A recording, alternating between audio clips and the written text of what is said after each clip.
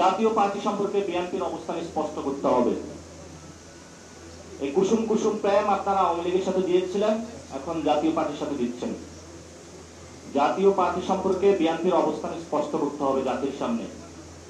জাতীয় পার্টি সম্পর্কে তাদের অবস্থান কি? সরকারের কাছে আমাদের আবেদন থাকবে যে আপনাদের কাছে নীতিমালা এসেছে, আপনারা দ্রুত আদেশ জারি করুন। আমাদের এই উৎকণ্ঠা বিএনপি তো অনৈক্য সৃষ্টি করতে চাচ্ছে, এটা থেকে বাংলাদেশকে মুক্তি দিন। আমরা দ্রুত ইলেকশনের ফেজে ঢুকতে চাই, কারণ যদি ইলেকশন না হয় তাহলে একটু লেট হবে। লেট হলে বিএনপি এবং আওয়ামী লীগ দুই ফ্যামিলি আবার ইলেকশন করতে চাচ্ছে তারা। বাংলাদেশে আগামীতে বিএনপির সেই স্বপ্ন আমরা বাস্তবায়ন করতে দিব না। এখানে তারা বলছে রাষ্ট্রপতি নাকি হলো অধ্যাদেশ বা প্রজ্ঞাপন বা আদেশ জারি করবে।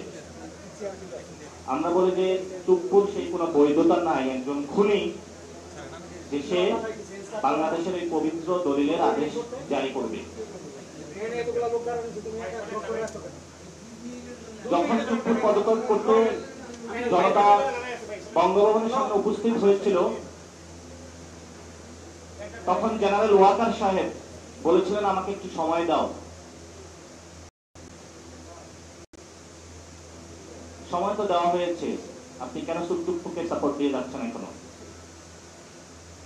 এই জন্য আমরা বলবো চুপ্পু প্রশ্নে জনগণ এবং আর্মিকে কেউ যাতে মুখোমুখি দাঁড় না করায়।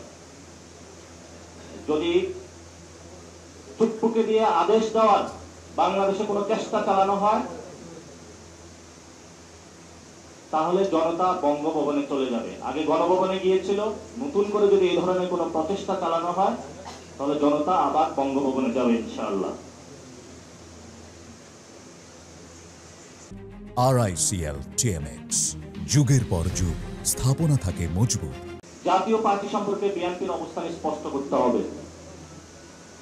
এই কুসুম কুসুম প্রেম আপনারা আওয়ামী লীগের সাথে দিয়েছিলেন, এখন জাতীয় পার্টির সাথে দিচ্ছেন। জাতীয় পার্টি সম্পর্কে বিএনপির অবস্থান স্পষ্ট করতে হবে জাতির সামনে। জাতীয় পার্টি সম্পর্কে তাদের অবস্থান কি?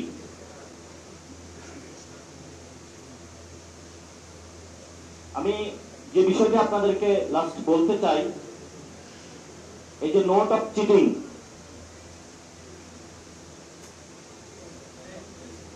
এই যে নোট অফ চিটিং, এই নোট অফ চিটিং বাংলাদেশের মানুষ কখনো মেনে নেয়নি, ভবিষ্যতেও নেবে না। এবং এই নোট অফ চিটিং এর মধ্য দিয়ে বাংলাদেশে বিএনপি যে ধরনের অস্থিতিশীলতা সৃষ্টি করতে চাচ্ছে, আমরা তাদেরকে আহ্বান জানাবো যে আপনারা এইসব কার্যক্রম থেকে সরে আসুন, নতুন ভাবে বাংলাদেশের মধ্যে রাজনীতি করুন।